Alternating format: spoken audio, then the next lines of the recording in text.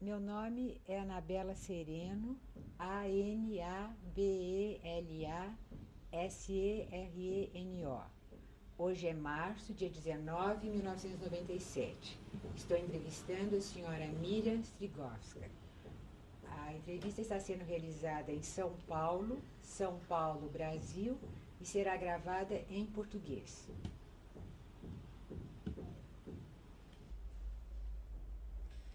Seu nome, por favor. Marja Miriam Strigovska. A senhora poderia soletrar? O primeiro nome também? Marja. Miriam.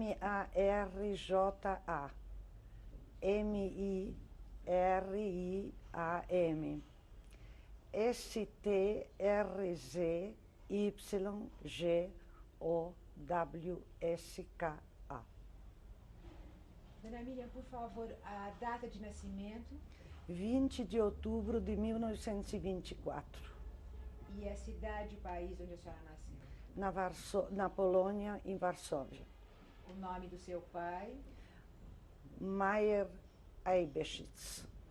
sua mãe. Sofia Eibeshitz. Quantos irmãos, Dona Miriam? Eu tinha só uma irmã, Qual era o nome dela? Marisha. Eu gostaria que a senhora contasse um pouquinho sobre a sua infância na sua cidade natal.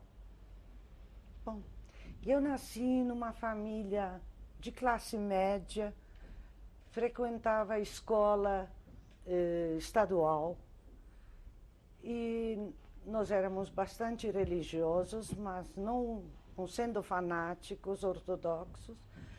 Meu avô era rabino na Varsóvia e frequentava a escola até 14 anos, porque lá o primário era sempre de 7 a 14, chamava primário. Depois arrebentou a guerra, não pude mais estudar. O nome do seu avô, que era rabino, Jonas Eibeshitz, e onde ficava a sinagoga dele? Muranovska, 29, Era em Varsóvia. A senhora tinha amigas não judias? Tinha, mas muito pouco, só esses que frequentavam a escola, porque era uma escola mista de rapazes, mulheres, mas não era uma escola judaica, era uma escola estadual mista. Mas a maioria de amigas eram tudo judias. Na escola, a senhora sentiu alguma vez alguma forma de antissemitismo? Bastante. A gente, quando era criança, tinha trancinhas, então eles puxavam as tranças, faziam pontapé, e era uma vida muito, muito difícil. Mas a gente vivia mais do lado das amigas, então passava. A gente era criança, não dava tanto valor a isso. Depois que a gente sofreu bastante. No que o seu pai trabalhava? Era comerciante. Ele vendia tecidos para alfaiates. A senhora falou que na sua casa os seus eram religiosos, mas não ortodoxos. Não, eram religiosos, mas não eram fanáticos. Comia-se Bastante kasher em casa? kasher, tudo rigoroso. Mas não eram fanáticos, como tem os outros que são mais fanáticos. Enquanto a senhora era criança, o que os senhores sabiam do que estava acontecendo na Alemanha com os judeus? A gente, quando era... Bom, começou em 1933, a gente já tinha um pouco mais de idade, já lia jornal, já via tudo isso e sabia de que se trata lá na Alemanha. E depois os alemães mandavam muitos judeus para a Polônia. E a gente se encontrava e ouvia os depoimentos deles. Alguma vez seus pais pensaram em deixar a Polônia e emigrar? Tinha aqui no Brasil 2 tios e eles insistiam muito para papai vir para o Brasil. Mas ele achava que tendo dinheiro ele não vai morrer. porque vou fazer isso, vou fazer aquilo, e não quis sair da Polônia de jeito nenhum, até a última hora.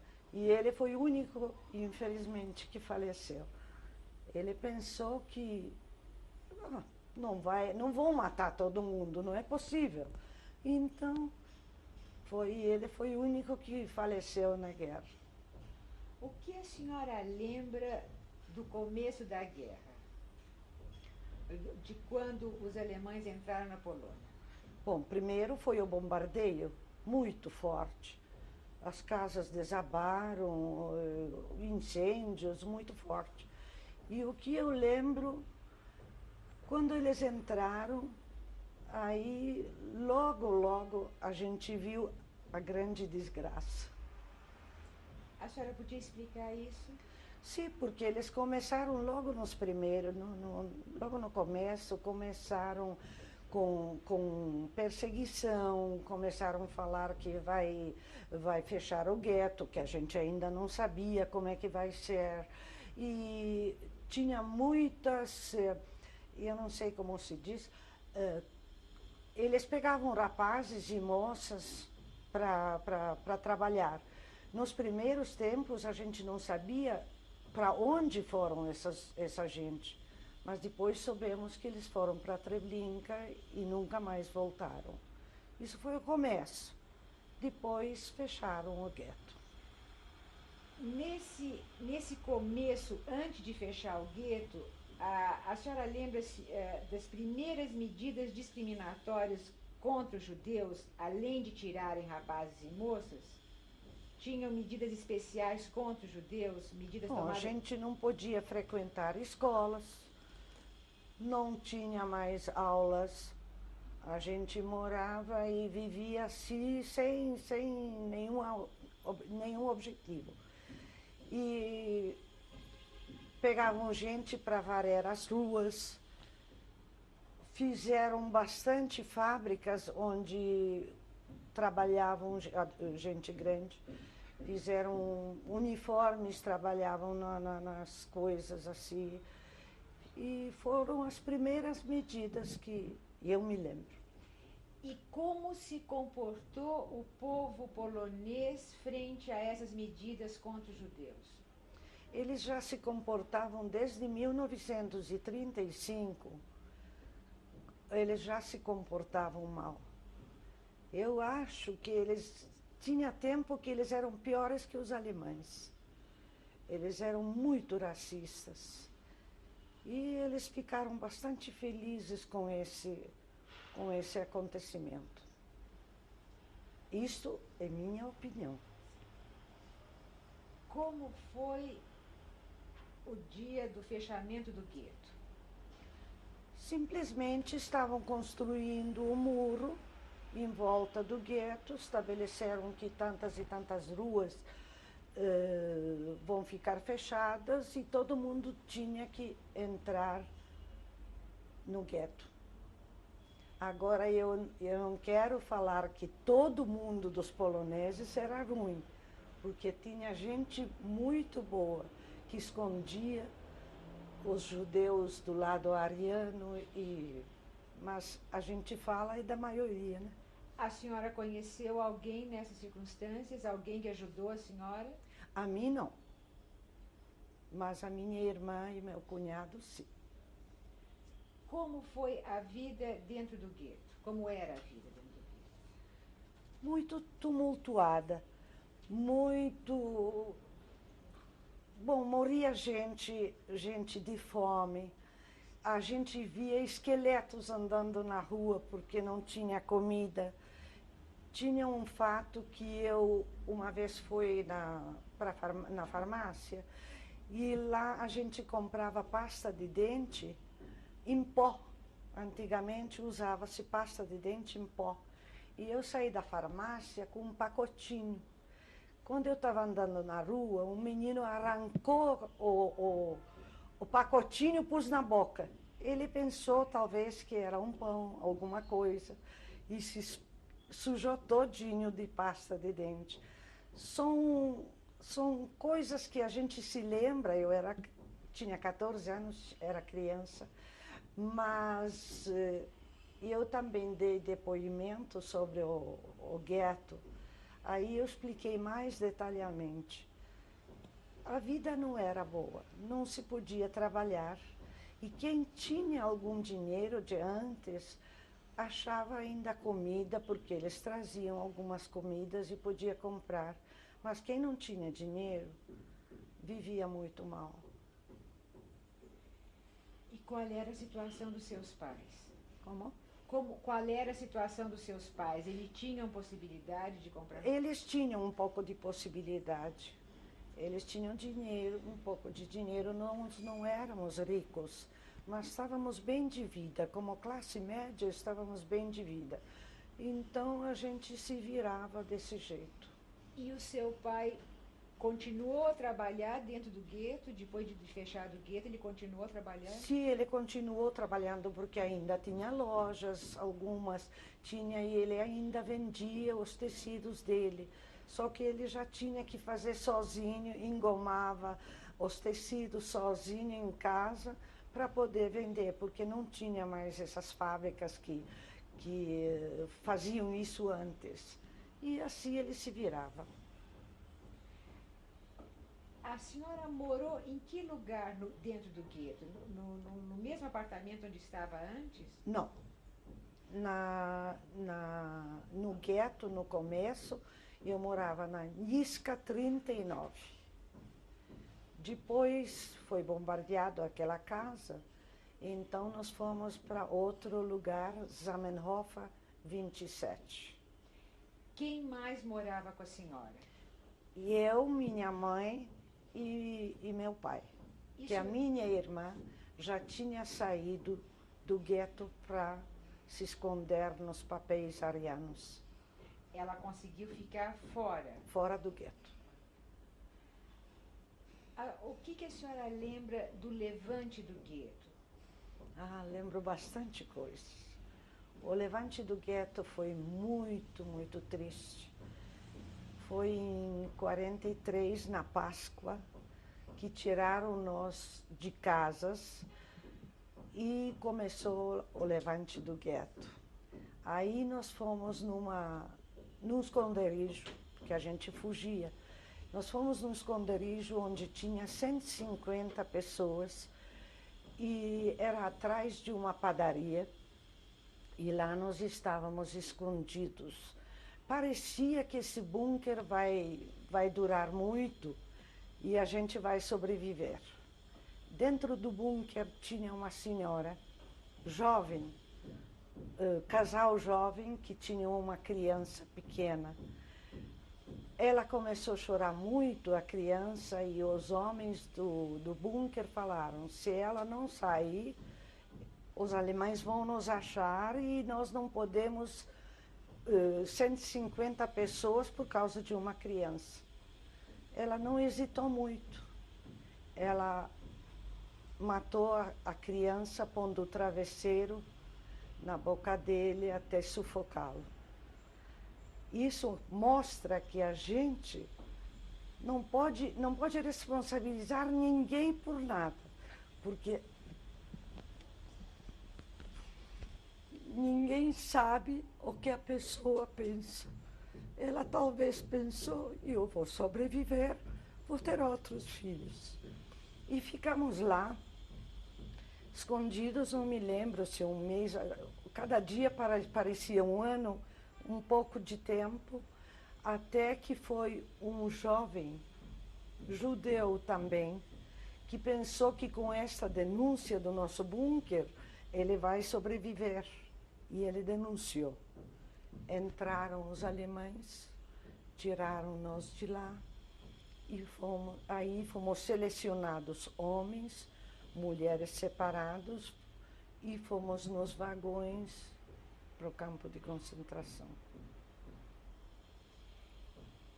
Esse tempo que a senhora falou que ficou dentro do bunker, que a senhora não sabe quanto tempo foi, como que os senhores eram alimentados? Como eram as condições de higiene? Esse bunker, higiene não tinha nenhuma, porque a gente dormia no chão, atrás da padaria, que estava quente, a única coisa que não estava frio, porque a padaria sempre está escondida. Eles prepararam os alimentos antes, porque a gente entrou no bunker, já tinha bastante alimentos, mas nós não ficamos tanto tempo, eu não me lembro se 2 semanas ou 3, uma coisa assim, até que o levante terminou e nós saímos de lá. Eu não sei se a senhora falou, o que aconteceu com esse rapazinho que denunciou a senhora? Ele, quando denunciou, ele chegou perto da porta, era porta de ferro, ele chegou perto da porta e disse em polonês para a gente sair de lá. Aí, logicamente, ninguém respondeu. Aí o alemão falou, eu conto até 3. Se não sair, eu jogo uma bomba. Se sair, vocês vão para o campo trabalhar. E nós saímos. Na saída, nós estávamos andando, éramos 150 pessoas. Na nossa frente, o rapaz foi assassinado pelos alemães. Não precisavam mais dele, ele já tinha feito o que prometeu e morreu na nossa frente. Foi a primeira vez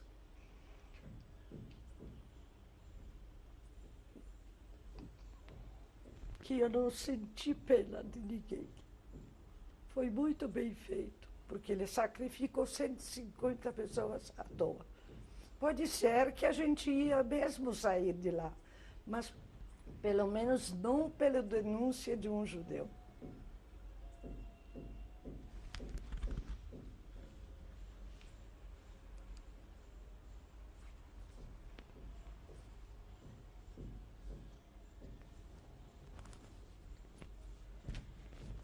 Essas 150 pessoas, em seguida, foram divididas entre homens e mulheres e puseram nós nos vagões onde...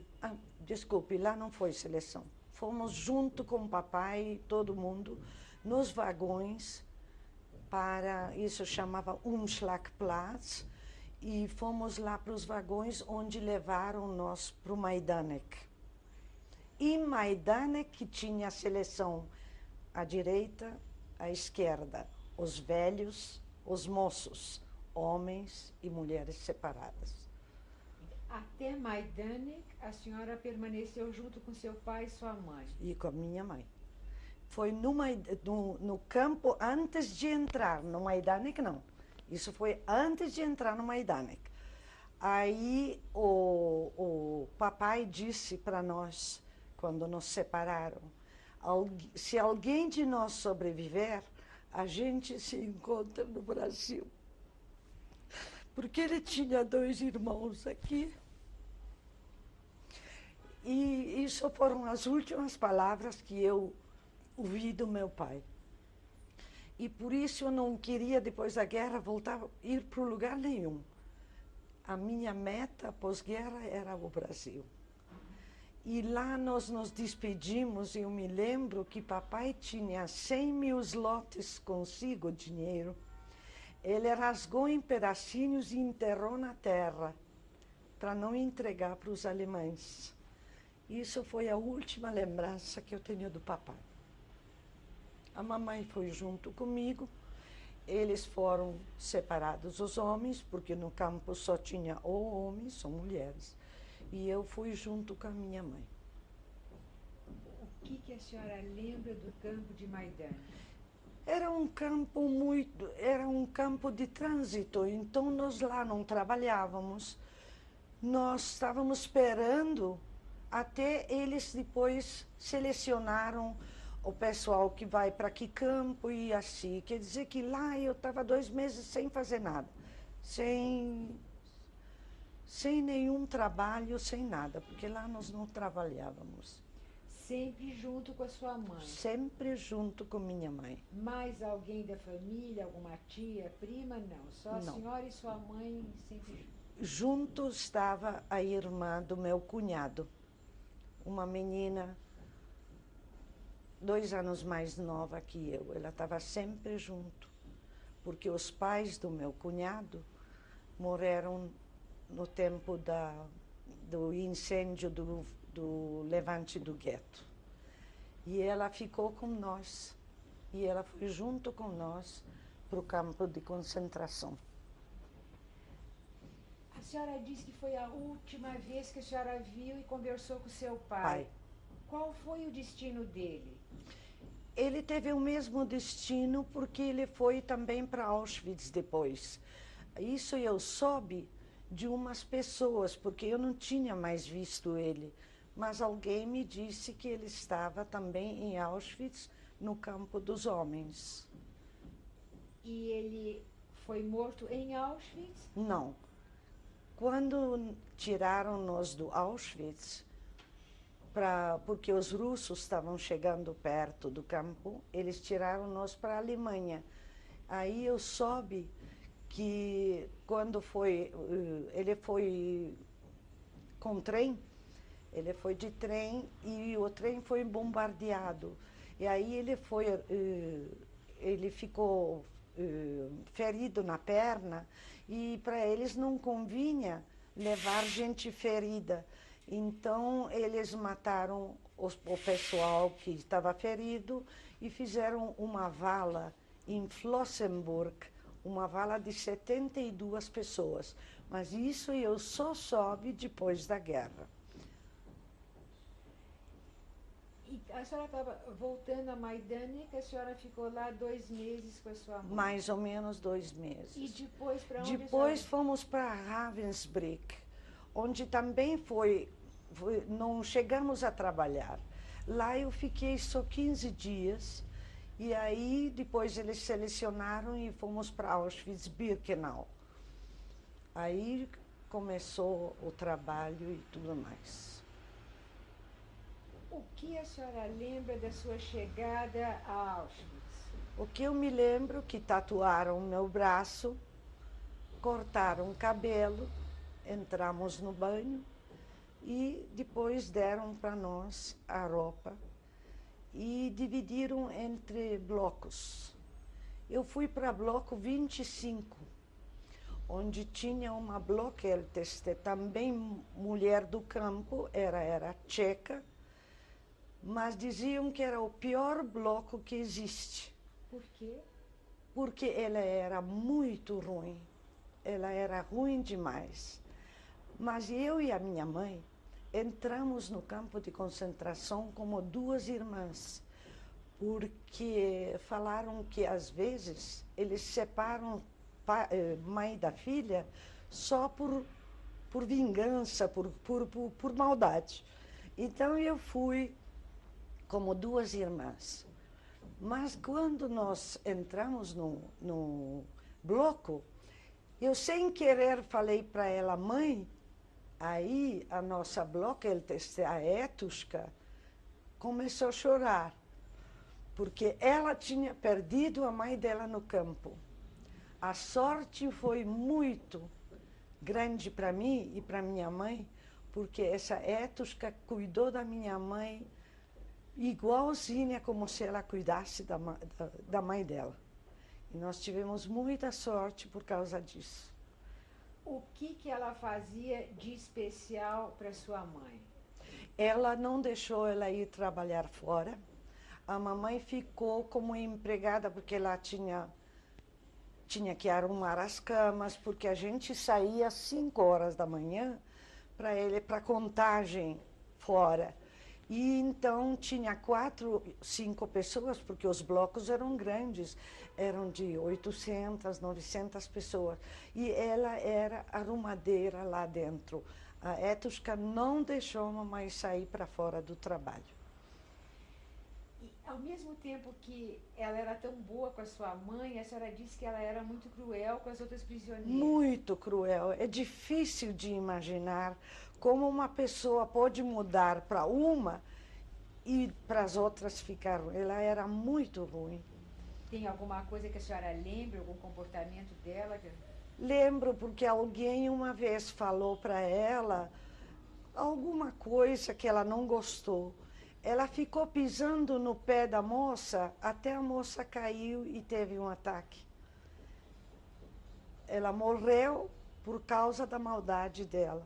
São coisas que é difícil explicar. Ela batia muito, ela era muito ruim mesmo. O que aconteceu com a senhora e a sua mãe em relação a essa moça foi um milagre. Foi um milagre mesmo. Só porque eu uma vez esqueci e chamei ela de mãe. Aí ela me salvou a vida 3 vezes. Quando tinha seleções, porque todos os domingos tinha seleções no campo. Eles não tinham o que fazer, então tirava-se a roupa das mulheres, nós passávamos nuas na frente deles e eles escolhiam. Um dia eram loiras, outro dia eram ruivas, porque começou a crescer o cabelinho, porque a primeira vez era quando começou a crescer o cabelinho e a pessoa cuidava, quer dizer, não tinha bichinhos, não tinha nada, eles deixaram crescer. Então, um domingo foram loiras, outro domingo foram ruivas, e assim eles selecionavam sem piedade nenhuma.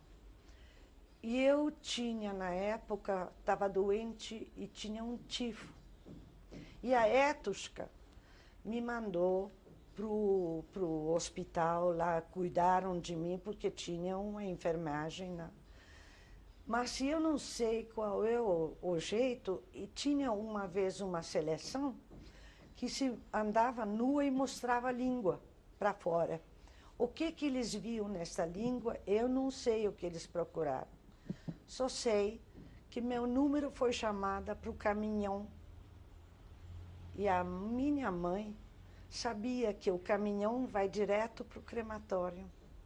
Ela correu para Etushka e disse, se minha filha morrer, eu vou me... Ela ia Se jogar nos fios. Jogar no fio de eletricidade.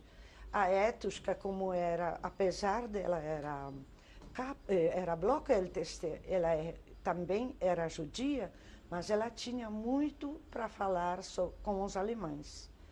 Ela foi e chegou perto do Obersturmführer e falou para ele, se essa moça for, eu preciso dela, você não pode tirar. Ela virou a minha mãe nas costas, pegou um papel, escreveu o meu número e ele me tirou do caminhão. Isso foram 3 vezes, eu tinha a mesma coisa. E ela sempre salvou a minha vida por causa da minha mãe. As outras 2 vezes foram fatos semelhantes a esses? Ou... Foram semelhantes a este, sim. E eu tinha uma vez também, quando eu estava, uma vez, não me lembro, eu tinha tremores e febre, e eu fui. E a Etushka veio para o hospital e disse, Miriam, você tem que sair hoje do hospital, porque amanhã vão limpar todo o hospital para o crematório. Ela era muito boa para mim, não posso me queixar, mas era uma péssima pessoa.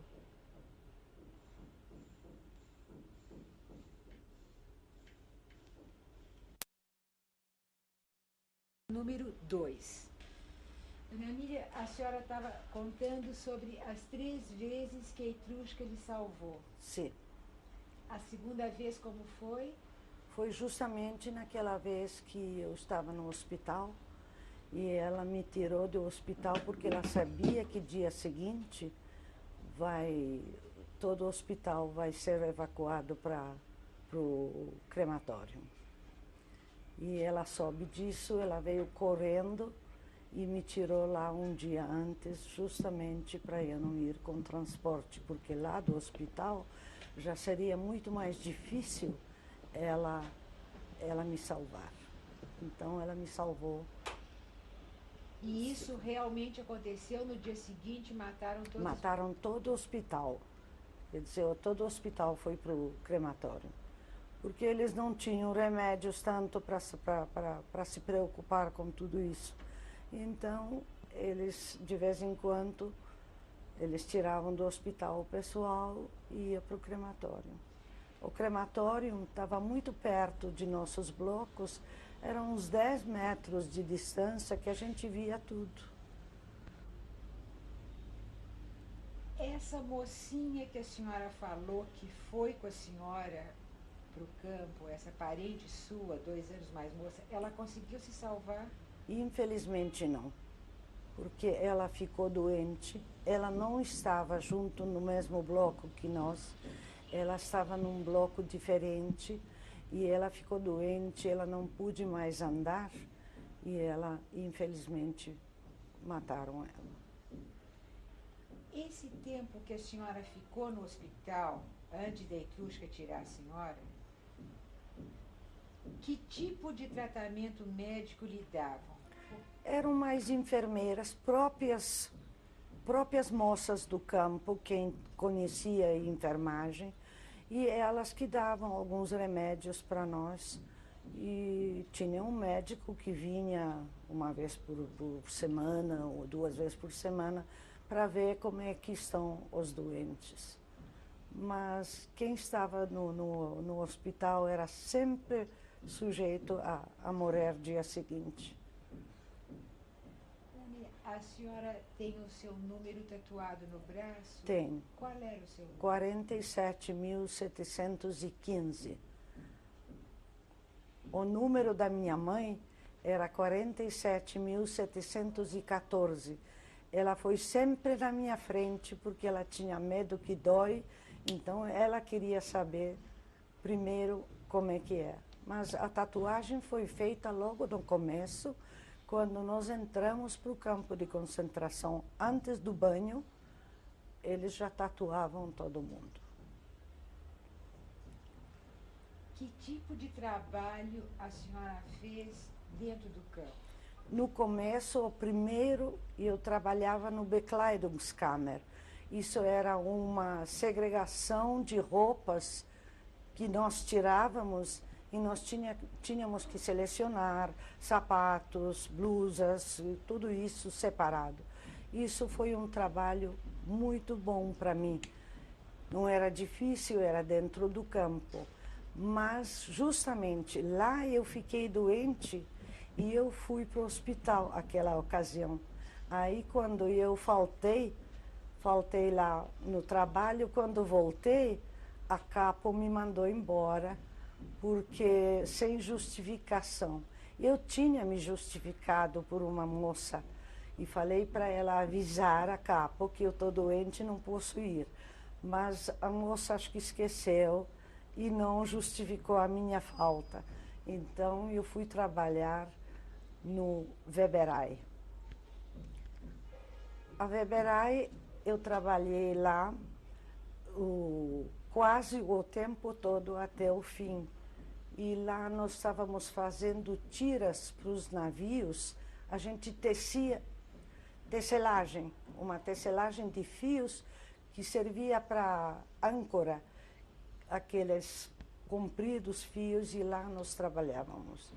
Era um trabalho, não era um trabalho difícil, mas o comportamento dos alemães e dos capos que era mais difícil do que o próprio trabalho.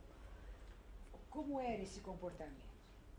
Eles brigavam, eles batiam, eles achavam que a gente trabalha muito devagar, e coisas que não existiam, mas eles inventavam. Quantas horas por dia a senhora trabalhava? Nós levantávamos às 5 horas da manhã, quando era a contagem de todos, se não falta ninguém, e às 6 horas nós íamos para o trabalho. A gente voltava lá para 5h30, 6 horas da tarde, voltava para dentro do campo, porque isso não estava no mesmo campo. A gente tinha que andar bastante para chegar lá, na fábrica. E lá, justamente, na hora do almoço, a gente parava por 15 minutos e eles traziam uma sopa. A sopa que era feita de casca de todas as verduras, porque as verduras iam para os alemães. E nós comíamos os restos. Era uma água com cascas. À noite nós chegávamos no campo, aí a gente recebia 200 gramas de pão, um pedacinho de margarina e de vez em quando um pedacinho de geleia. Isso tinha que durar até dia seguinte, porque de manhã, na hora de saída, nós recebíamos só um chá mate. No chá mate eles colocavam um remédio que as moças não tinham menstruação. Isso foi uma coisa muito boa para nós, porque lá a higiene era tão pouca que a gente não podia e nós não tínhamos menstruação nessa época. E esta era a comida. De manhã um chá mate, meio-dia aquela chamada sopa, e à noite 200 gramas de pão com um pedacinho de margarina. Esse pão tinha que ser dividido para a gente não morrer de fome. E tinha muita briga entre as moças e as parentes e todos, porque cada uma queria roubar do outro. A gente guardava um pedacinho para de manhã, para o chá, porque se comesse tudo, aí ficava dia seguinte até meio-dia, até a sopa. E houve muitas brigas, porque houve roubos que as moças roubavam do outro, que a gente dormia, 5 pessoas numa cama.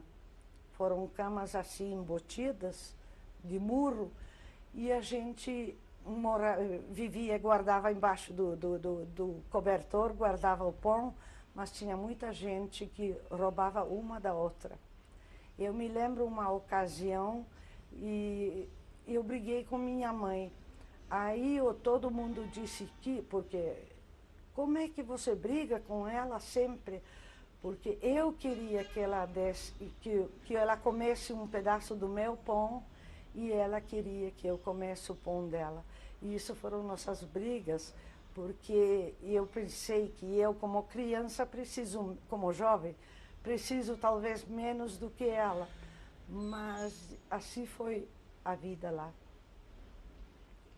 Isso que aconteceu entre a senhora e a sua mãe, uma querendo ajudar a outra, era comum entre as outras mães e filhas? Não era comum. Tinha muita gente que, mesmo das mães ou das irmãs, roubavam só para se satisfazer sozinhas. E naquela ocasião, eu falei para minha mãe que não acredito mais em Deus. Porque o que eu, com 14 anos, tinha que sofrer tanto e Deus não faz nada para nós. Ela ficou quieta e não me respondeu nada. Quando terminou a guerra, primeira coisa, depois de 2 anos de sofrimento, ela me disse, e agora? Você acredita que você sobreviveu? Ela ficou embutida com essa pergunta, com essa minha resposta, que não acredito mais em Deus. Os 2 anos não me falou uma palavra. Mas quando nós saímos do campo, primeira coisa que ela me perguntou, e agora? Você acredita?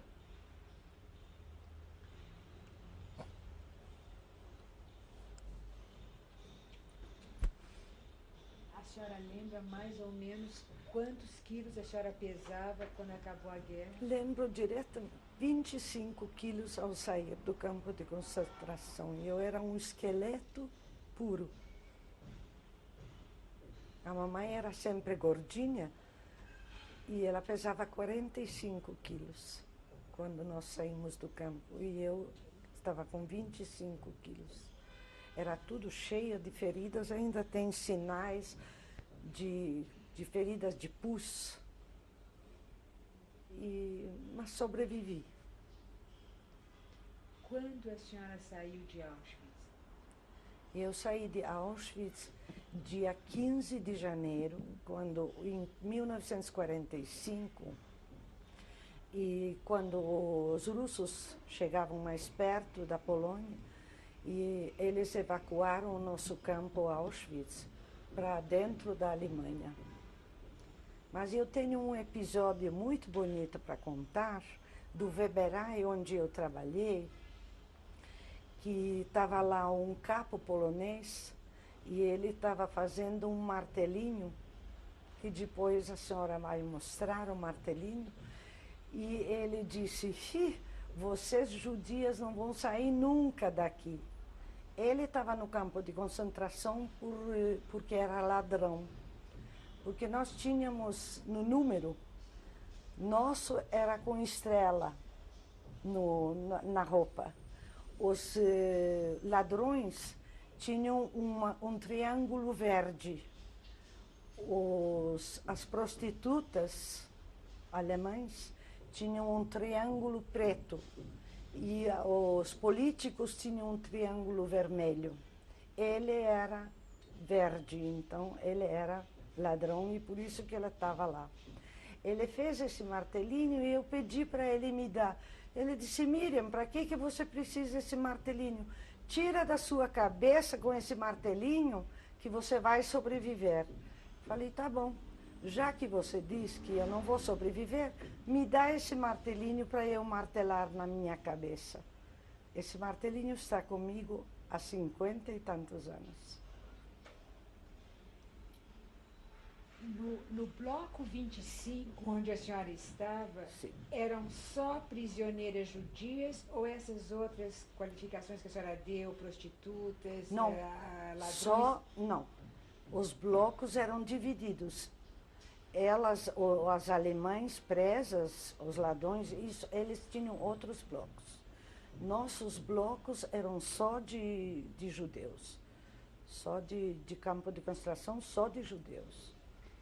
Existe mais algum fato significativo que a senhora tenha na memória do tempo que a senhora passou no campo? Não, acho que não. O episódio do martelinho eu guardei bastante tempo. Não tem episódio. O trabalho era cansativo, não era muito difícil, mas era cansativo por causa que eles maltratavam muita gente. De Auschwitz, os alemães levaram a senhora para onde? Aí foi 3 dias como chamam, da andança da morte. Marcha da Morte. A Marcha da Morte. Aí eu tenho um episódio muito forte. A mamãe andou, era janeiro, muita neve, e nós andávamos o dia inteiro. À noite eles achavam lá alguns lugares onde a gente podia descansar nas fazendas, assim. E a mamãe estava muito cansada e não conseguiu andar. Eu carreguei a minha mãe nas costas. Ela me pediu, pelo amor de Deus, me deixa sentar um pouquinho. Mas a pessoa que sentava, os alemães estavam com metralhadoras, com cachorros, e se alguém sentava, não levantava mais porque eles matavam. Eu disse: não, mamãe, já vivemos tanto tempo junto, você não vai sentar. Ela estava com as pernas congeladas. Aí eu carreguei ela nas costas. Quando chegamos à noite, numa fazenda onde estávamos dormindo no feno, ela se recompôs um pouquinho. E assim nós sobrevivemos os 3 dias da marcha. Puseram depois nós nos vagões e levaram até Neustadt-Glewe, um outro campo, que não se chamava campo de concentração, era campo de trabalho. Lá eu fui trabalhar numa fábrica de aviões. Nessa marcha de 3 dias, isso foi no inverno? Inverno, 15 de janeiro, quando saímos, chegamos 18 de janeiro para os vagões, onde eles nos transportaram para a Alemanha. Do que a senhora se alimentava nessa marcha de andar o dia inteiro no frio? Eles só à noite davam um pouquinho de comida quando a gente descansava, mas a gente se alimentava de neve. A gente chupava neve, gelo, para não ter sede. E essa foi nossa alimentação. E a senhora, pesando 25 quilos, carregou sua mãe nas costas? Nas costas. É difícil de acreditar, mas foi. Quando a senhora chegou nesse campo, a senhora me disse que aí o trabalho era de fábrica de aviões. Eles selecionaram para diversos campos. Nós caímos para este campo de fábrica de aviões. E lá era mais fome ainda do que em Auschwitz. Porque acho que eles já não tinham tanta comida para nos dar. Eles precisavam de nós para trabalhar, porque nas fábricas trabalhavam antigamente homens e mulheres, mas eles tinham todos eles, acho que mandado para o exército. Então eles precisavam da gente para trabalhar.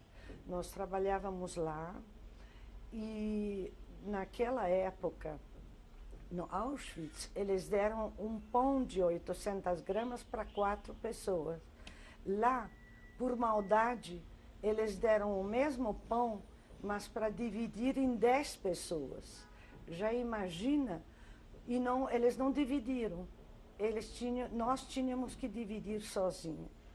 Lá naquela época, eu fiz uma balança, porque nós tínhamos ferro, ferramentas, porque era fábrica de aviões, e eu fiz uma balança quando chegava à noite no campo, cortava o pão e pesava na balança para uma não ficar prejudicada da outra. Até um alemão falou, mas você é esperta mesmo.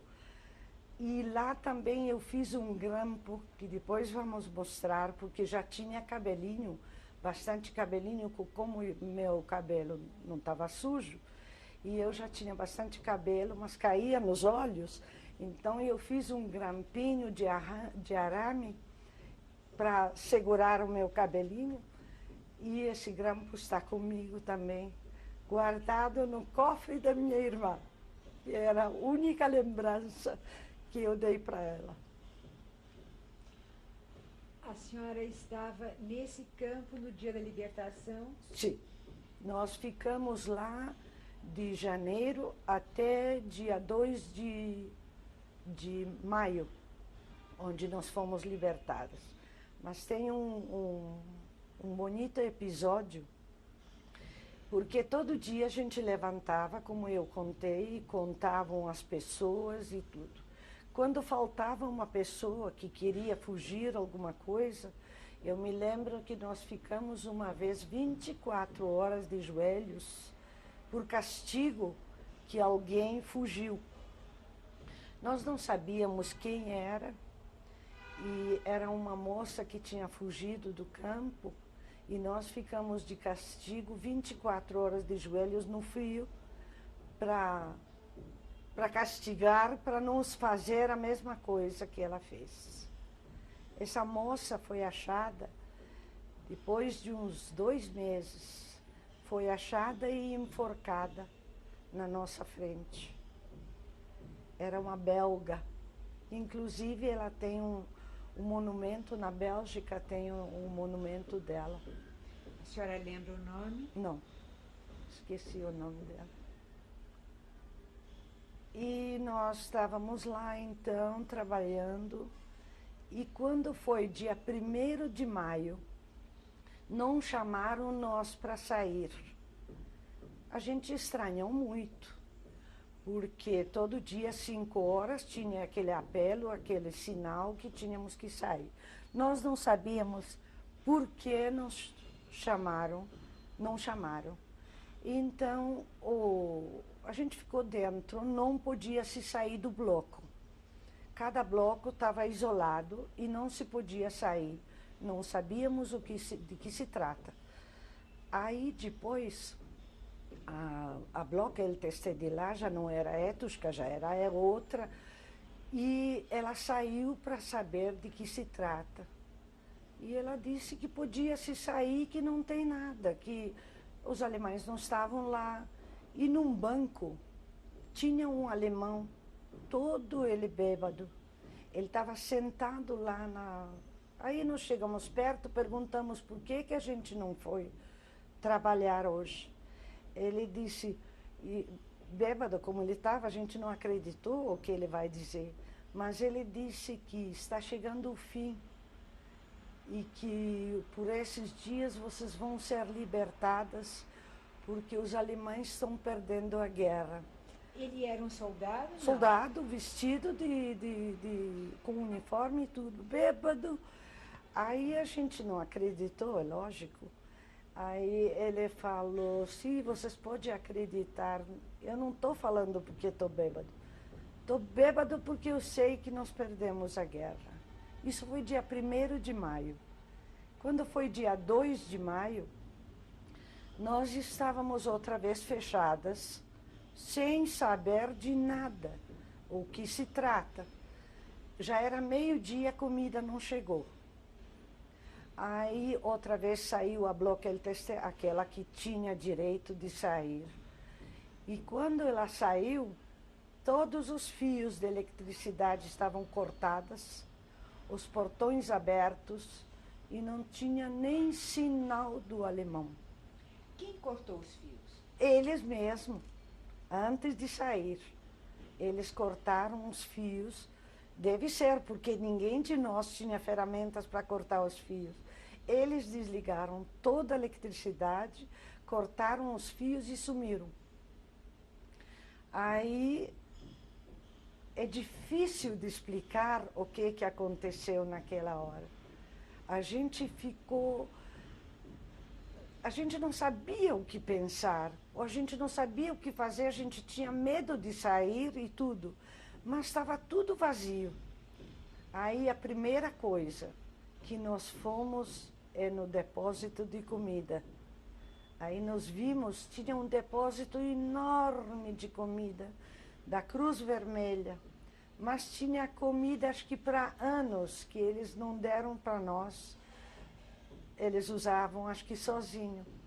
E nós atacamos esse depósito. Eu me lembro que eu estava lá com uma amiga minha, que também perdeu os pais, e ela chamava a minha mãe de mãe. Lá já era mãe e filha mesmo. E ela disse, mãe, fica você na cama, nós vamos trazer comida. O que aconteceu lá é difícil de explicar. Tanta gente avançando para um depósito de comida. Aí tinha muita gente que morreu depois de disenteria, de doença, porque pegaram e comeram. A mamãe não deixou comer nada, só deixou comer pão e deixou comer coisa leve, porque ela, como adulta, já sabia de que se trata. E nós, graças a Deus, recolhemos muita comida e ficamos lá. A gente, depois de esvaziar todo esse depósito, saiu para a rua, porque nós nem sabíamos o que é rua, tantos anos escondida lá. Nós saímos na rua, era o momento, acho que mais bonito de tudo. Era na estrada, no asfalto, onde se encontraram tanques russos e tanques americanos. E assim, no encontro deles, eles cantaram e nós estávamos em volta, tudo observando, e assim que fui libertada em Neustadt Glei. Dia 2 de maio terminou, mas os russos e os americanos chegaram dia 8 de maio. Esses 6 dias nós vivíamos sem perspectiva, sem nada, sem saber o que fazer, sem saber aonde ir. E depois os americanos, acho que tinha um pacto deles, que os americanos se retiraram e quem ficou lá eram os russos. Como era o comportamento dos russos? Como foi o comportamento dos russos? Horrível. O comportamento dos russos, infelizmente, não temos boas lembranças. Eles judiavam muito, quer dizer, não judiavam, eles aproveitavam muito das moças do campo. Eles, um dia, porque quando nós saímos do campo, a cidade lá estava vazia e saiu um aviso que a pessoa pode ocupar qualquer casa que quiser.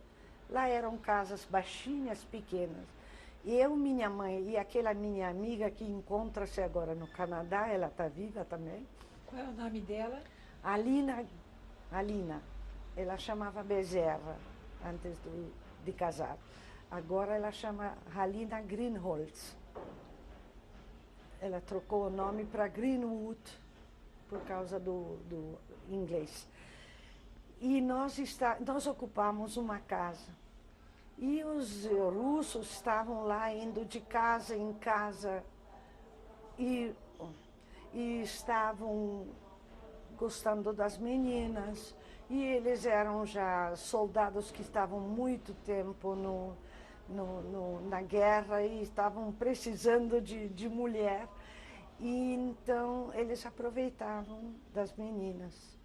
Algumas faziam isso por causa de um pedaço de pão, depois, algumas faziam e não queriam fazer isso. Eu me lembro, a minha mãe ainda falava um pouquinho russo, porque do tempo da Primeira Guerra, e entrou um soldado na nossa casa. Aí ela falou com ele, e nós estávamos, eu e a minha amiga, estávamos escondidas. Ele disse, cadê a tua filha? Onde estão as moças? Ela disse, olha, se você quer fazer alguma coisa, faça comigo. Não faça com as meninas.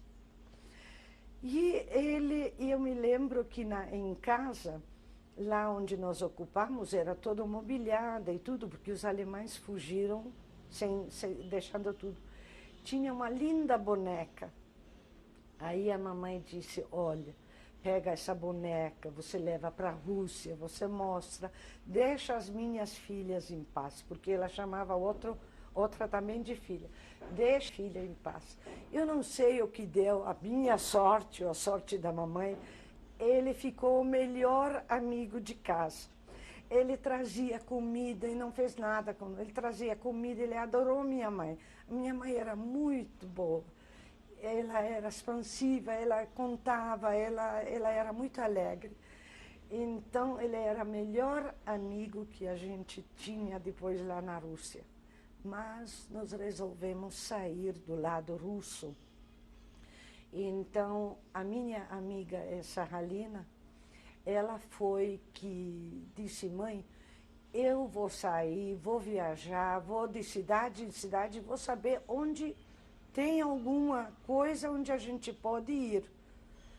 E no começo nós fomos juntas, eu e ela, a gente não tinha roupa, achamos um cobertor, mamãe costurou uma roupa, fez uma saia do cobertor cinza, me lembro ainda como agora, do cobertor fez 2 saias para nós, e nós saímos, e nós fomos para Keln, e de lá nós fomos para mais longe.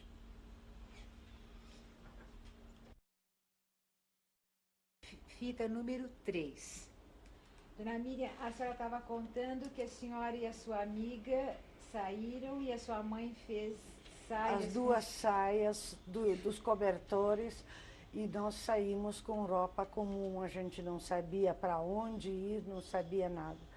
E assim nós fomos andando e chegamos a Keln, é uma cidade perto lá, e nós conhecemos 2 rapazes judeus lá, e eles falaram para nós que em Zeilsheim existe um campo de UNRWA, onde se encontram todos os sobreviventes. E nós resolvemos de ir para lá. E era uma cidade pequena, perto do Frankfurt am Main, e lá se concentravam todos os sobreviventes do campo de concentração. Lá eu conheci 2 soldados americanos que eram judeus também. E eu pedi para eles, que eu tenho 2 tios no Brasil, e se eles podiam comunicar que nós sobrevivemos, e eu e a minha mãe, porque eu tinha certeza que a minha irmã não sobreviveu. Eu não sabia nada dela, nunca voltei para a Polônia mais. E eles mandaram um telegrama.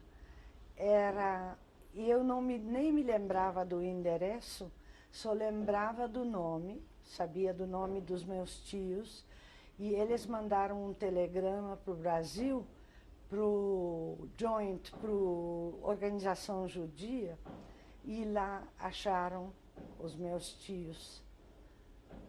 E por isso, porque as últimas palavras do meu pai era que a gente vai se encontrar no Brasil.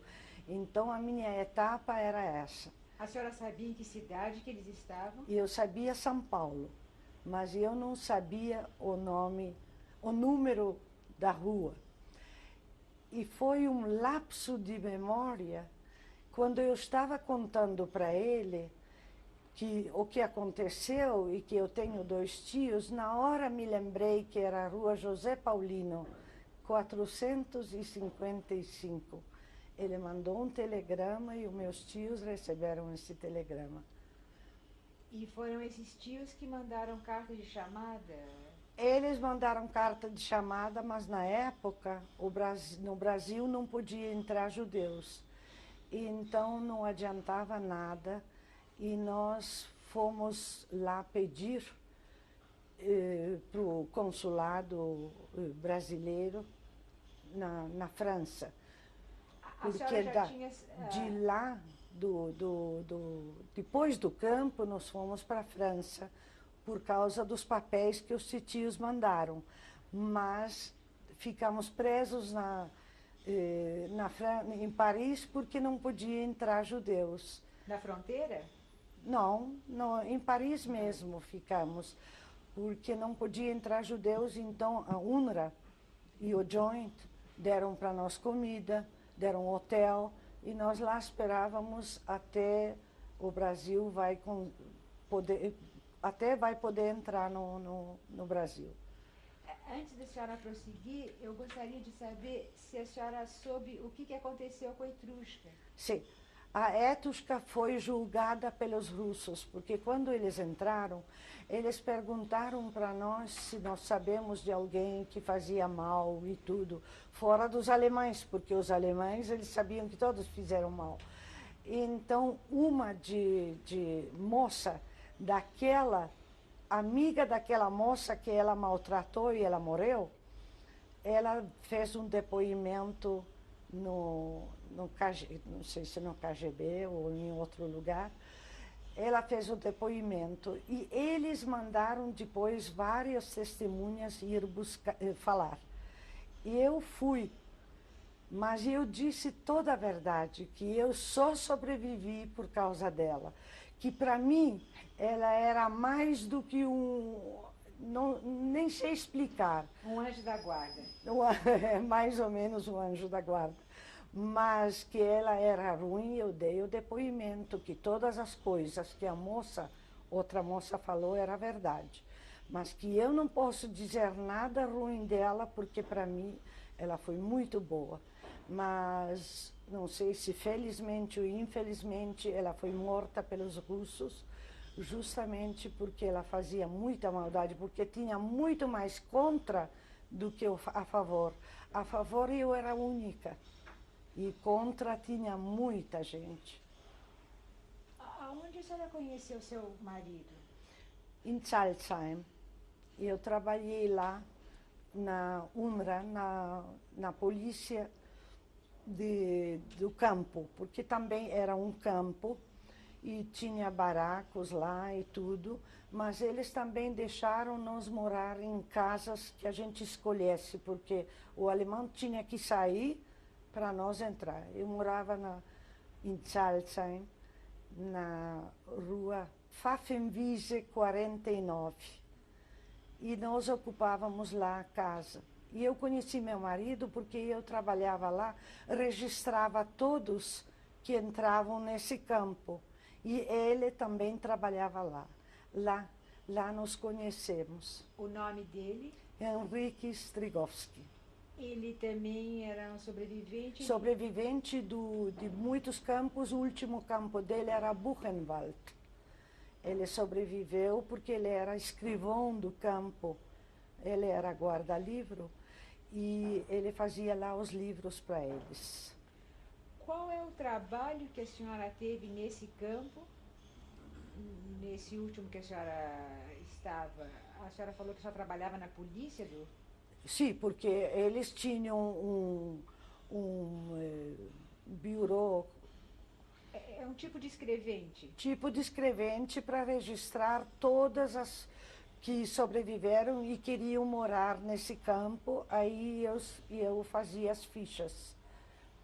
E lá eu conheci ele e em novembro, 27 de novembro de 1945, nós casamos. E aí foram para a França. Aí, como titio, meu marido queria ir muito para Israel, porque ele tinha 5 irmãos e ninguém sobreviveu. Ele também era casado, tinha uma filha, mas morreram todos. Então, ele queria ir para o Israel, mas eu falei para ele que minha etapa é Brasil, porque são as palavras que meu pai pediu.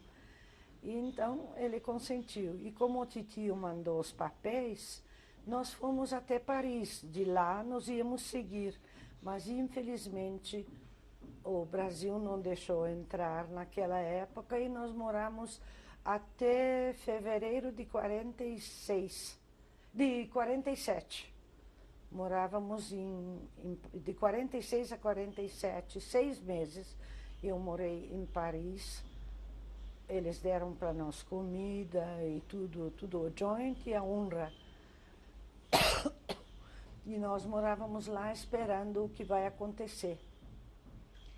Quando nós vimos que não tinha soluções, nós soubemos lá em Paris que tem um padre que ajudava os sobreviventes e podia se entrar. Nós fomos nesse padre, ele chamava Ginsburg.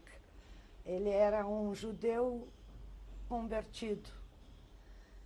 Ele disse, quando meu marido foi com meu cunhado, porque lá já tinha encontrado depois a minha irmã, eles foram lá, ele disse, que pena, mas eu só posso ajudar, porque o meu cunhado estava vestido de soldado polonês. Aí ele disse, pena que eu não posso ajudar vocês, porque vocês são poloneses, e eu só posso ajudar judeus. Aí meu cunhado e meu marido disse, mas nossas esposas, porque ele já não queria dizer que ele mentiu, ele disse, mas nossas esposas são judias. Aí começou todo o trabalho, ele preparou todos os papéis, e nós íamos entrar no Brasil por causa dele. Mas, no fim, abriram as portas do Brasil e nós viemos pela UNRWA, pelo Joint. E esse padre fazia um trabalho isolado ou ele era membro de alguma organização? Não sei dizer. Não sei dizer, deve ser uma organização, porque não podia ser isolado, ele sozinho, acho que não podia fazer tudo isso. Então, a senhora viajou junto com a sua mãe, com seu marido? Minha irmã e meu cunhado, viemos todos juntos. A senhora lembra o nome do navio? No momento esqueci o nome do navio, era um navio francês, que virou polonês depois. E, ai que coisa, esqueci o nome do navio. Quando a senhora chegou aqui? Dia 27 de fevereiro de 1947. Em Santos? Em Santos. E desde então a senhora tem morado sempre em São Paulo? Sim, porque meus tios moravam em São Paulo, então nós viemos morar em São Paulo. E que tipo de trabalho a senhora e seu marido exerceram aqui no Brasil? O meu marido era ambulante, ele vendia as coisas de porta em porta. Meu cunhado, como tinha o tio dele na Polônia, tinha fábrica de luvas, ele foi trabalhar numa fábrica de luvas. E assim nós sobrevivemos no começo. Quantos filhos a senhora tem? Eu tenho 2 filhos homens, O nome deles? Moacir e Leonardo. Quantos netos? Eu tenho 6 netas e um bisneto. Alguma vez a senhora contou a sua história para os seus filhos? Eu sempre contava, mas quando eles eram pequenos, eles sempre perguntavam, mamãe, por que você escreveu no braço? Falei, eu não escrevi, me escreveram, mas vocês são muito pequenos e não vão entender ainda essa história. Quando vocês começarem a ir na escola e vão aprender o que é a guerra, aí eu vou contar a história. Eu me lembro que quando eles foram primeira vez na escola, no primário, eles estudavam no Rio Branco, ele disse, mamãe, já sei o que é guerra. Então falei, então agora eu vou contar. Aí eu contei as histórias para eles. Claro que com 7, 8 anos eles não entendiam muita coisa. Mas eles depois que eles cresceram, estavam no Rio Branco, porque a primeira escola deles era primário. Depois para o ginásio eles foram para o Rio Branco. Aí eu me lembro, todos os domingos eles traziam os rapazes e as moças das classes, porque a minha mãe tem número, porque eles eram muito orgulhosos que a mamãe tinha número, e as crianças sentavam no chão e eu contava todas as histórias. Eles eram sedentos, eles queriam muito saber de tudo. E eu nunca ocultei a verdade, porque tem gente que não gosta de contar. Eu conto porque eu acho que deve se contar para saber.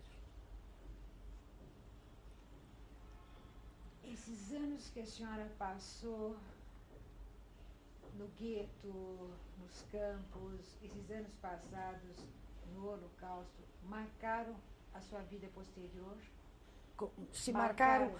Olha, eu particularmente não posso dizer que marcaram, porque acho que porque eu conto as histórias, fica mais fácil. Porque tem gente que engole tudo e não conta nada e fica sofrendo.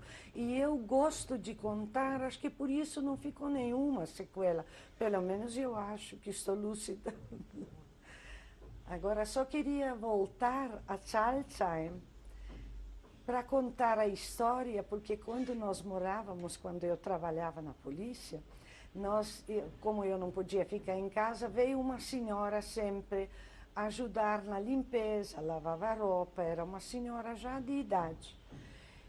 E ela me contava que ela tinha 12 filhos e ela ganhou uma medalha do Hitler por ter bastante filhos. Ela era alemã? Era ela uma senhora alemã mesmo. E ela arrumava a minha casa, a gente tinha um pouco de dinheiro que o Joint e a UNRWA davam, e eu pagava para ela e comida. E então ela vinha de manhã, arrumava a casa, fazia comida e ela ia embora.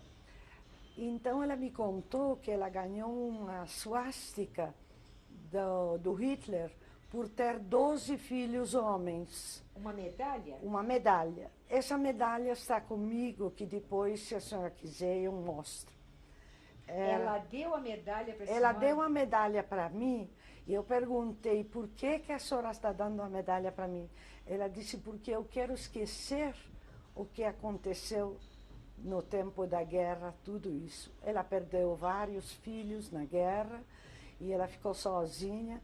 E ela disse que eu quero justamente para a senhora que é mais jovem, a senhora talvez mostre para alguém ainda esta medalha. O que nós recebíamos porque tínhamos muitos filhos.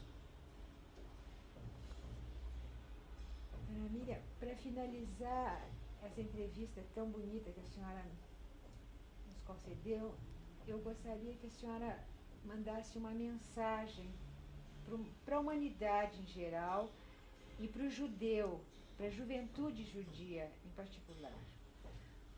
Olha, a minha mensagem é que todo mundo acredita que aconteceu, porque tem gente que até hoje não acredita. Quando eu cheguei e contei para os meus tios como morreu o pai e a mãe dele, ele disse, eu te acredito e não posso acreditar no mesmo tempo.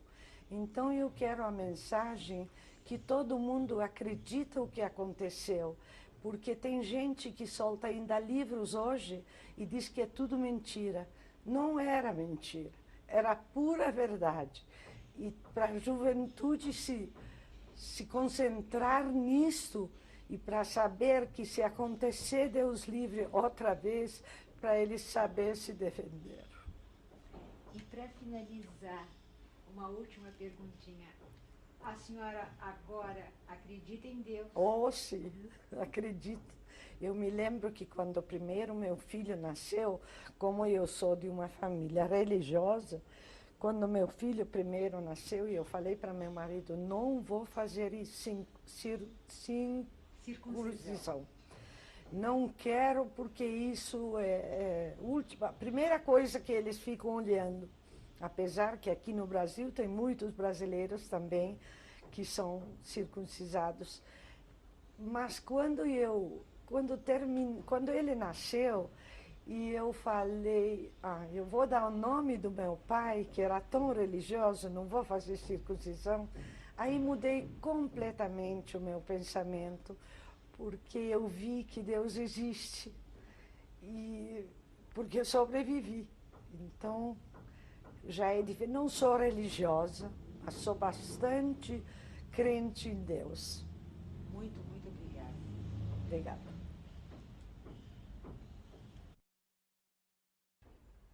Isso é fotografia da minha avó materna, tirado muito antes da guerra. Ela faleceu no tempo da guerra também. O nome? Sara.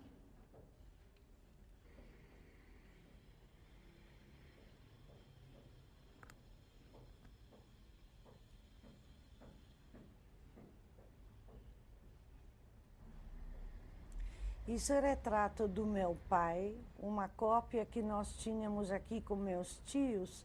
Esse retrato foi tirado em 1937, 2 anos antes da guerra. O nome do seu pai? O nome do meu pai é Meyer Eibeschitz. Esse é o retrato do Michalin. Era uma estação de águas onde nós fomos para as férias de 1937. É meu pai, minha mãe, eu e a minha irmã.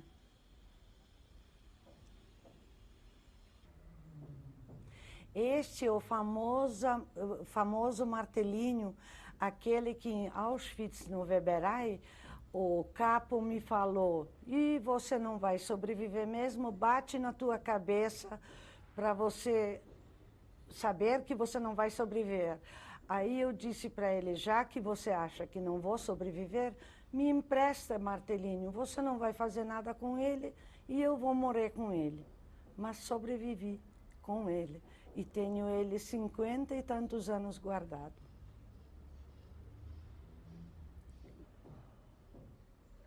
Este é o famoso grampinho que eu fiz em Neustadt Glewe quando eu trabalhei na fábrica de aviões, porque o cabelo já começou a crescer e aí caía nos olhos. Aí eu pedi licença para o alemão e eu fiz este grampo, junto com aquela balança que eu contei, que eu cortava o pão e dividia por todo mundo.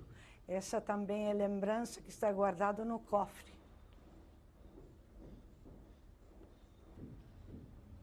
Esse é o retrato que meu marido tirou logo depois da guerra, com a roupa do campo de concentração. Ele sobreviveu em Buchenwald.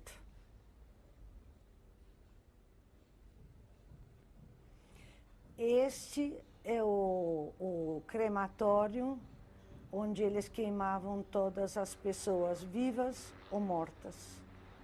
Onde? Em Buchenwald. Auschwitz.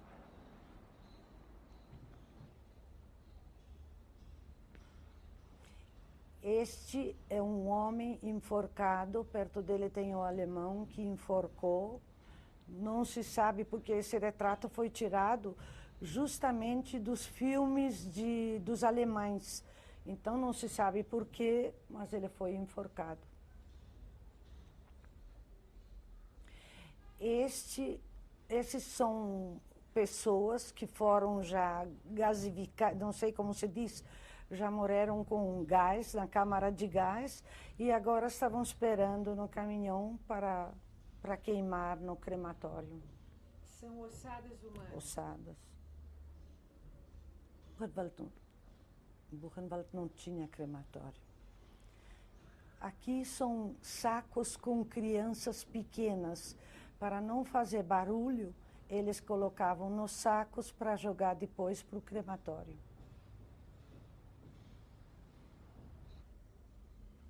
Aqui é o certificado do meu trabalho, que eu trabalhei justamente na UNRWA, no campo não é campo de concentração, onde se reuniram todos os sobreviventes, e trabalhei lá registrando as pessoas que entram. Era escrevente.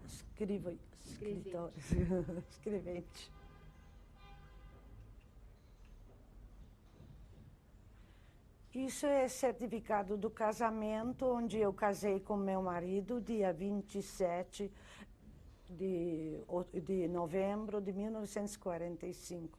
Mas mesmo após guerra, eles ainda marcavam que a gente era judeu, que está aqui escrito.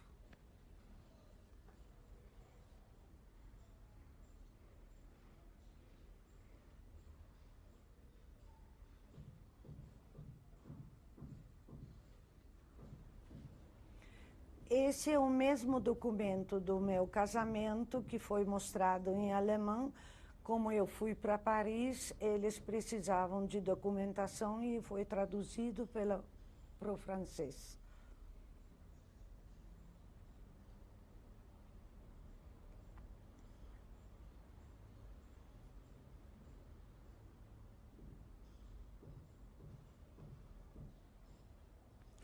Esta é a famosa medalha que eu falei antes, que eu ganhei de uma senhora que teve 12 filhos, e por isso ela ganhou uma medalha do Hitler, por ter 12 filhos homens.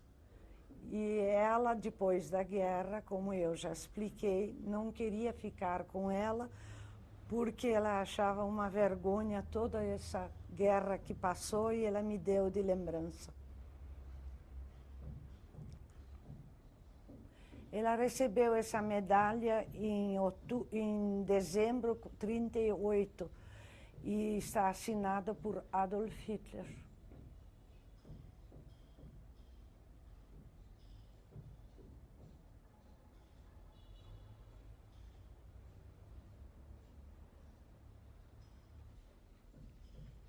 Esse é o passaporte que nós retiramos do consulado polonês para vir para o Brasil.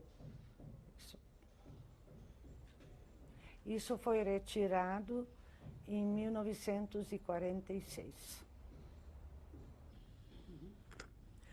Essa é a fotografia do meu filho mais novo, Leonardo Strigowski, com a esposa. Ele mora em Petrópolis, por isso ele não pode comparecer.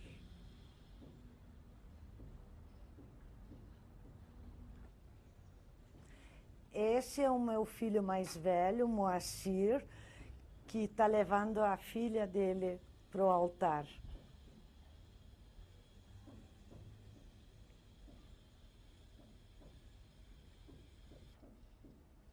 Essas são minhas 4 netas do meu filho Leonardo, que duas moram no Petrópolis e 2 moram por aqui.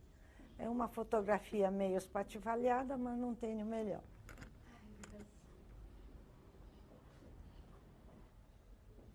Essas são as 2 filhas do meu filho mais velho, Moacir, Jana e Majoy. À esquerda, essa já é casada, já é mãe de um filho.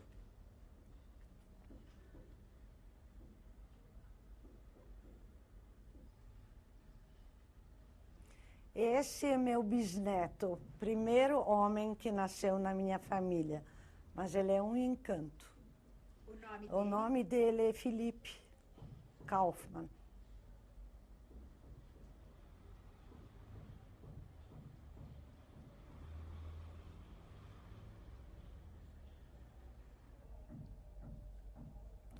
Esta é a minha família, o lucro que sobrou após guerra.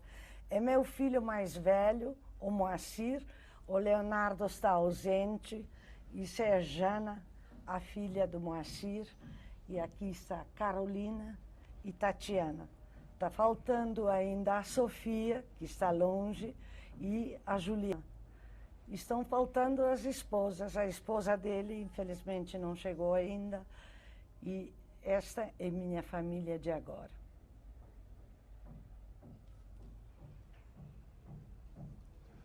Na realidade, ainda ficou faltando, Dona Miriam esqueceu da Majói, da minha filha mais velha, para completar a família. E é muito bom a gente poder, depois de tudo que ela contou, que vocês tiveram a oportunidade de ouvir, saber que a gente pode estar aqui junto e felizes, com saúde, e que as coisas boas acabam prevalecendo sempre sobre as coisas que não são importantes. Então é muito gostoso a gente poder estar junto depois de tudo que aconteceu. Muito obrigado.